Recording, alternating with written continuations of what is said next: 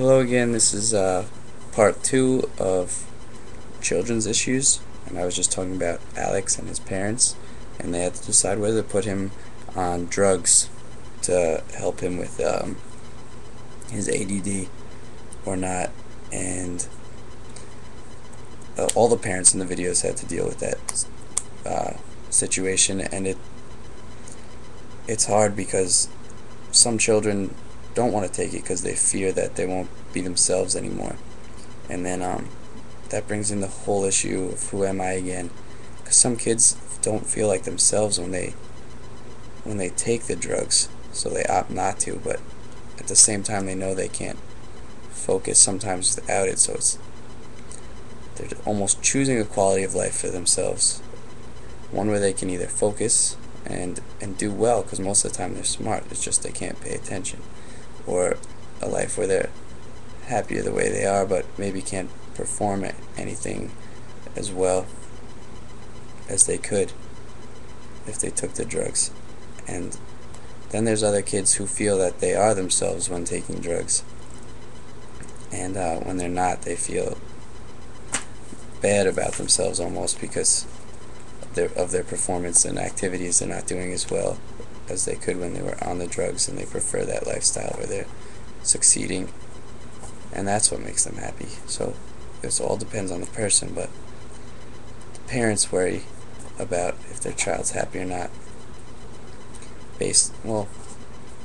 some parents base it on performance, but others really just want to know what their kid wants.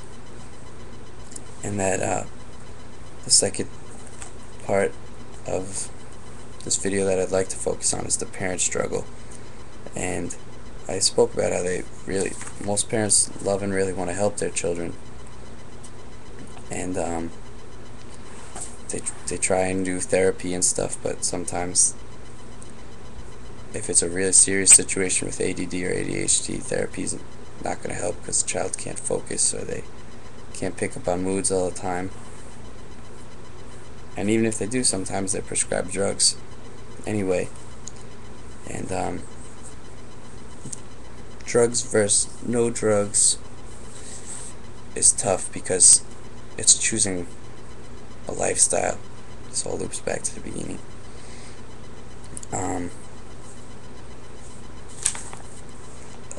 Like a lifestyle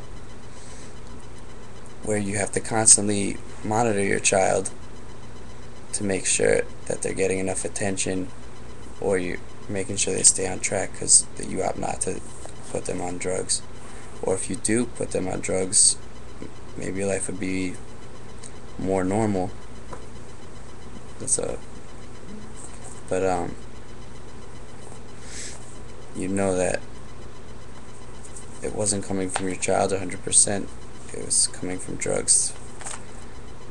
That might not be a thought that crosses your mind, but it's an issue that people like to think about. The article "Kids Are Depressing," I know I've read this one before, but I couldn't help think about that. Having a kid is a big decision and in a person's life, and they have to be aware of all the risks and consequences before they do it, because there's a chance you have a child and they have a serious problem, and once you have them, it's your job to take care of them. If they have something like ADD or ADHD, you're gonna have to live with that. In one of the videos, a mother left her family. I think it was Robin's story. She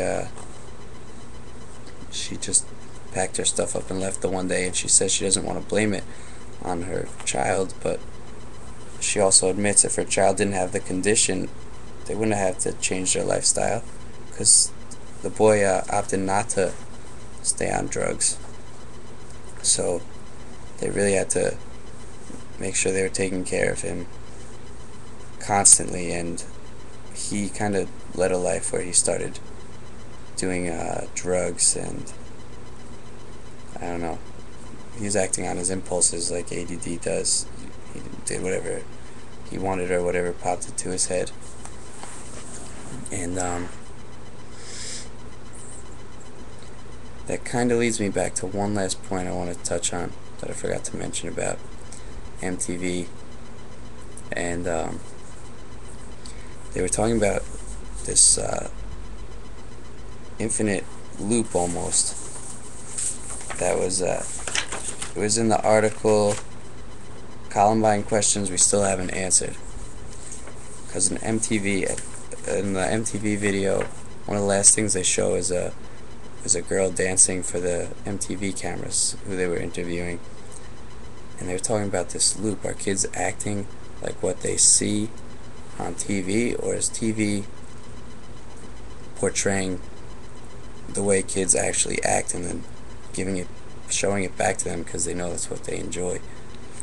And a quote from the article is, "If these questions don't make you uneasy, then how about this one? Are those video game fantasies, or are they representations of real violence that we willfully organize our economy around?" So it's a slightly different context, but in the article they want to know if they're making these video games based on what people are actually doing, going out and slaughtering people, or are people doing this because of the video games? I think that's kind of a big question to answer, but with the Columbine killings in this article, it relates it back to the economy and parents having to work more to make up for the lack of money in a bad economy, so they don't have as much time to spend with their children.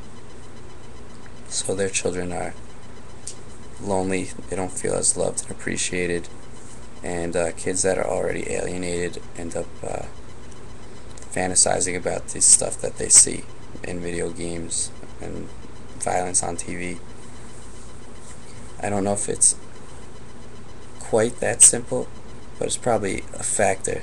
If somebody, maybe they have a slightly chemical imbalance in their brain that makes them want to inflict pain on others. I don't know if there's a technical medical term for that, but I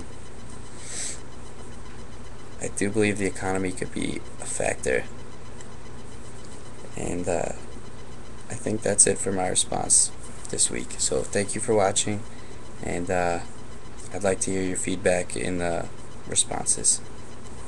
Thank you.